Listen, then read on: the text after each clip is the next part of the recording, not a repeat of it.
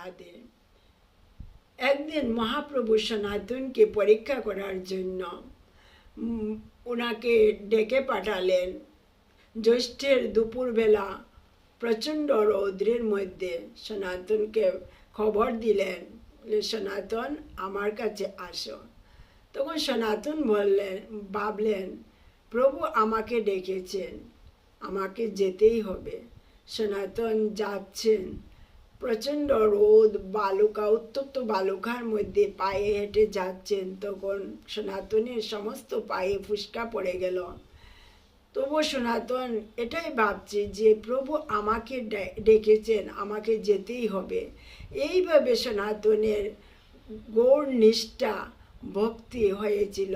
এইভাবে আমরাও সনাতনের মতো যদি চেষ্টা করি, একটুও যদি নিষ্ঠা ভক্তি সহকারে প্রভুকে স্মরণ করতে পারি, তাহলে আমাদের জীবনও সনাতনের মতো একটু হলেও ধন্য হবে। জয় শ্রী রাধে।